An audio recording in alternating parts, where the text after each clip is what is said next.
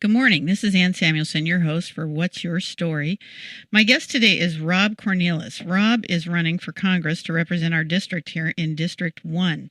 Rob has lots to share with us about why he's running and the issues facing our district this morning.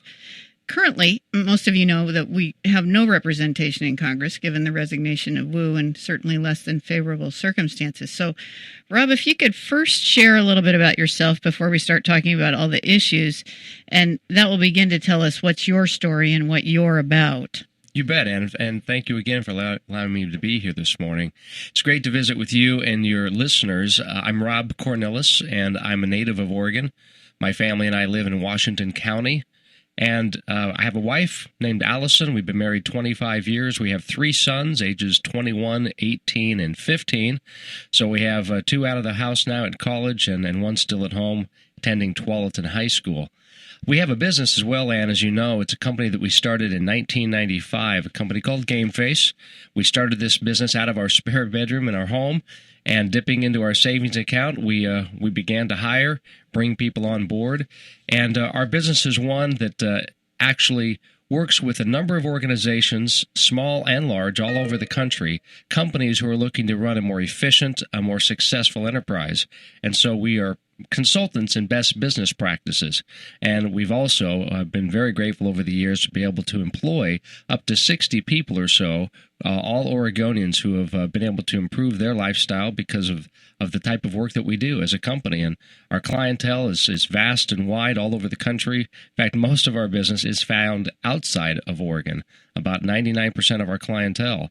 But Allison and I made a decision a long time ago that because we grew up in this area, because we love Oregon, we love the people, we love the resources, the natural resources, and the beauty of Oregon, we decided to start our business here and keep it here, and even though sometimes it's very difficult. And because of those difficult circumstances, as you know, I've decided to run for Congress because we really need someone who's a champion to grow jobs and grow the economy here.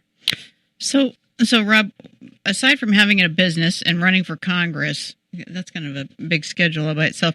What do you do in your community? I mean, what do you do for the community? Where are you engaged?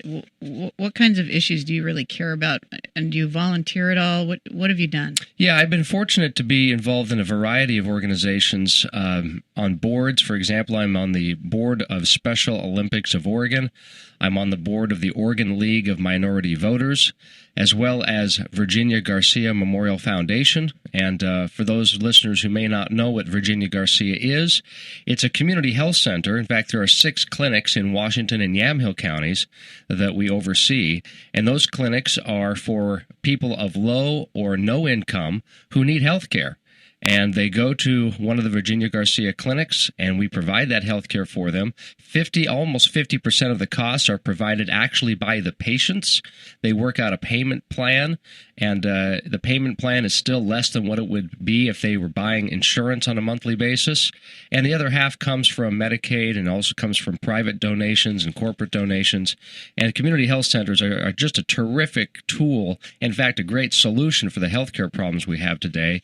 And just one quick example, if I could, on this, Ann. A typical person needing health care who may not have insurance would typically go to the emergency room, and that one visit is about $1,900 on average in Oregon.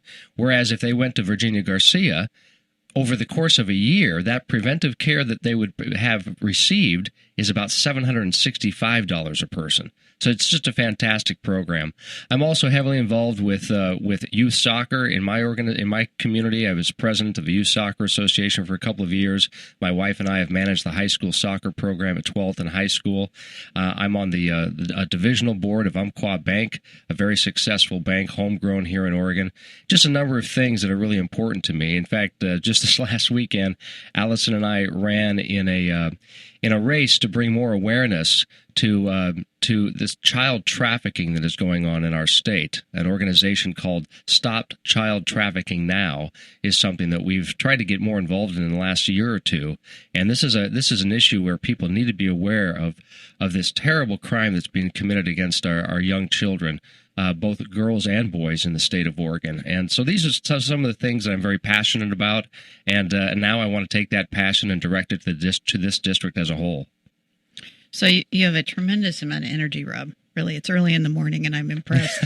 I am very impressed. I've perked right up. So there's a lot of things to talk about nationally and locally. So can we talk a little bit about economic development, your thoughts on that locally and kind of how nationally that's impacted? Well, as a small business owner, I can tell you that I know how difficult it is to meet a payroll every month. And yet for 192 straight months, my wife and I have done that. It hasn't been easy.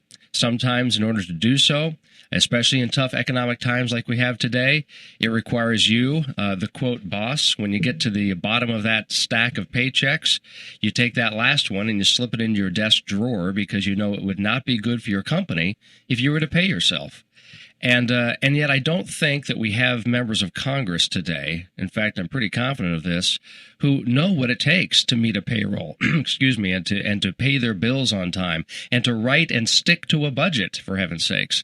And these are simple things that people who own businesses, people who are running companies, people who want to start their own little enterprise, these are things that you fundamentally have to do in order to stay in business. And yet our country, based on the actions of Congress, are doing quite the opposite.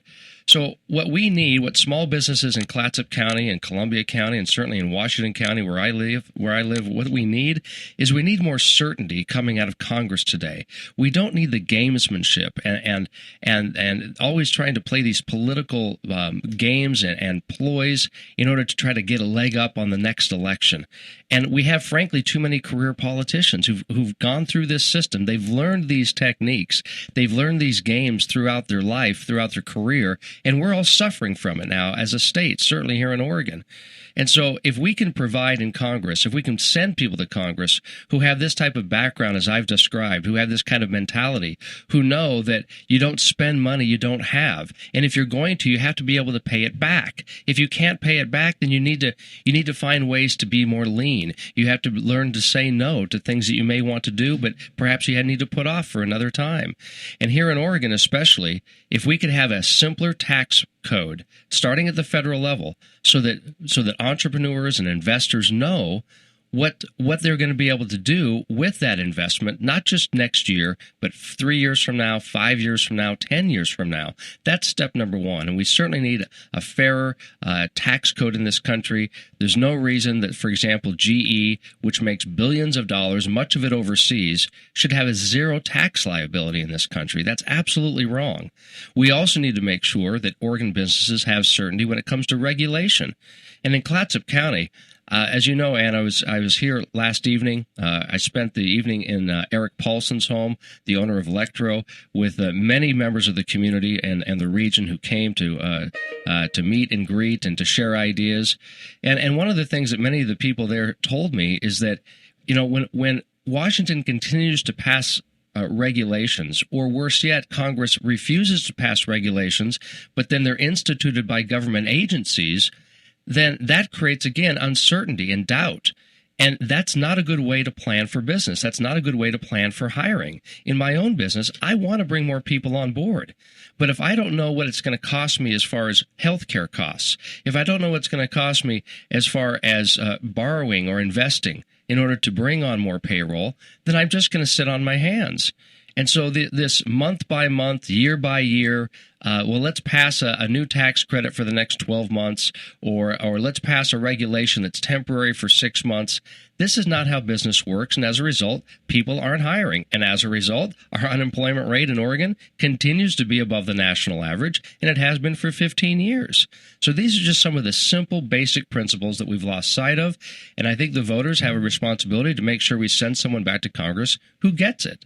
I thought I was at Eric Paulson's house last night at that event, and what I found interesting about it is I think people are looking at things differently, Rob, now than they were. There used to be this Democratic and Republican view, and what I saw last night is I saw Democrats at Eric's house talking about wanting to develop an economy, wanting to have some kind of security in terms of making decisions with their businesses and those sorts of things. It's a very different feel this time around. You're absolutely right. And you're the only game in town. This race is it right now. We aren't distracted by other things. That's right. This special election, which I'm a part of, and the primary happens on November 8th, and then the general election happens on January 31st.